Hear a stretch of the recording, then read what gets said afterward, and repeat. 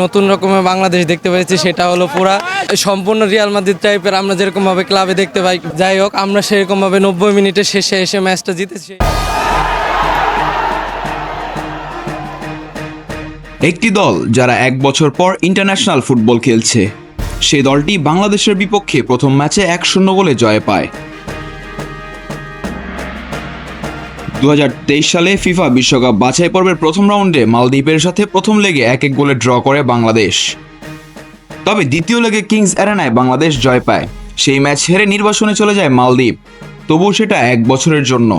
1 বছর পর বাংলাদেশের বিপক্ষে ম্যাচ দিয়ে আন্তর্জাতিক ম্যাচে ফিরে মালদ্বীপ এবং জয় দিয়েই নিজেদের দুর্দান্ত কামব্যাক করে মালেরা। বাংলাদেশের থেকে 22 ধাপ এগিয়ে মালদ্বীপ।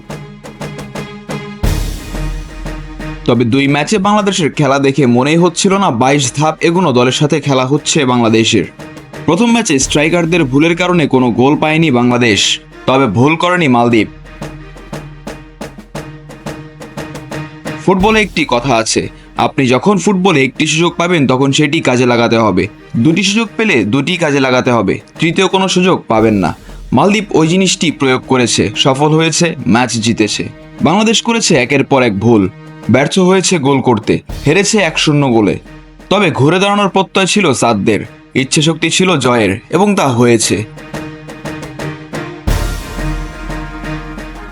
বাংলাদেশ কামব্যাক করেছে, দর্শকরা পেয়েছে ইউরোপীয় ফুটবলের অনুভব। নতুন রকমের বাংলাদেশ দেখতে পেয়েছি, সেটা হলো পুরা সম্পূর্ণ রিয়াল মাদ্রিদ টাইপের। আমরা যেরকম ভাবে ক্লাবে দেখতে পাই, best club in the world, সবাই জানে, সেটা বলতে হয় না। যাই হোক আমরা সেরকম ভাবে 90 মিনিটের শেষে এসে ম্যাচটা জিতেছি, সেই হিসেবে আমরা খুবই আর কি উল্লাস, আনন্দিত। দ্বিতীয় ম্যাচে কি ছিল না বাংলার ফুটবলে, থ্রিলারে ভরপুর 90 মিনিট। মালদ্বীপের প্রথম আঘাত, এরপর জনির সমতা, ম্যাচ প্রায় ড্রয়ের পথে, ড্র হয়ে যাবে ঠিক এমন মুহূর্তে পাপন সিংহের কামব্যাক গোল, আর বাংলাদেশের 2-1 গোলে জয়। সাথে সাথে উত্তাল গ্যালারি। তবে বাংলাদেশ জিতলেও খুঁত থেকে যায়, ডিফেন্সে ছিল চোখে লাগার মতো ব্যর্থতা।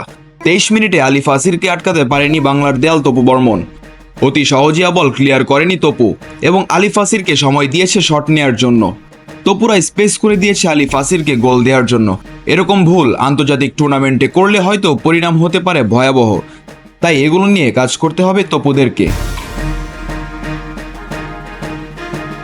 Mizanur Ashik, team sports.